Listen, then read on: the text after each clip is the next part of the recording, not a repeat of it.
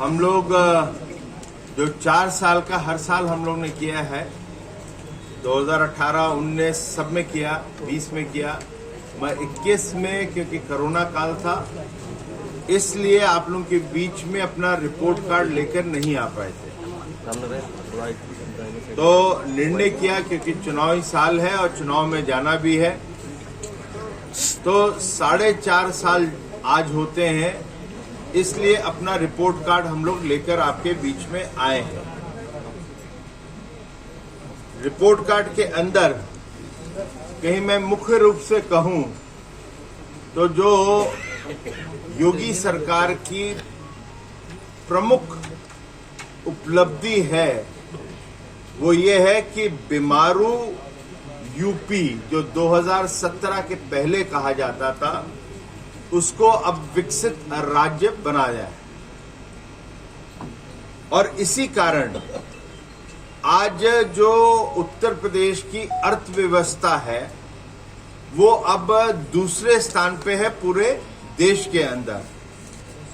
हम लोग जब सरकार में आए थे तो 12 लाख करोड़ का यहां पर स्टेट का जीडीपी था और अब 17 लाख करोड़ का स्टेट जीडीपी हो गया है। राज्य में परिवर्तनकारी कानून व्यवस्था स्थापित करी गई है। गुंडा राज एक प्रकार से खत्म कर दिया गया है और यही सब का नतीजा है कि उत्तर प्रदेश में जब इन्वेस्टर समिट होता है, निवेश आता है,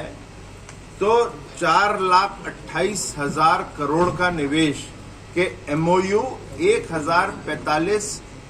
इंटेंट या एमओयू साइन होते हैं, जिसमें से अभी तक 3 लाख करोड़ का जो निवेश का एमओयू हुआ था वो जमीन पर उतार दिया गया है। लेकिन ये जो कार्य है जिसे बीमारू से विकसित राज्य का है वो खाली शब्दों में नहीं है, वो हर एक क्षेत्र को छूना पड़ा और वहां पर भी विकास करना पड़ रहा था, चाहे वो सामाजिक हो, आर्थिक हो, कृषि हो, युवा हो, महिलाओं का हो, अन्य क्षेत्रों में इसके लिए कार्य किया, जिसका मैं संक्षेप में आपके सामने विवरण रखना चाहूंगा और डिटेल आप लोगों को एक प्रकार से प्रेस नोट दिया जाएगा। और इसी संदर्भ में जो गोंडा में भी हुआ है उसके बारे में भी आपके बीच में जिक्र करूंगा। यही मैं पहला बिंदु लूं तो जो अर्थव्यवस्था होती है जिसका मैंने जिक्र किया, उस अर्थव्यवस्था को खाली उद्यमी आए, निवेश उधर आए, इससे नहीं होता है। उसके लिए आवश्यक है कि जो आर्थिक स्थिति जो गांव की है उसमें सुधार होना चाहिए, जिसके लिए हम लोग मिशन किसान कल्याण लेकर आए और मिशन कल्याण जो किसान कल्याण है उसके अंदर हम लोगों ने जो विशेष रूप से जो कार्य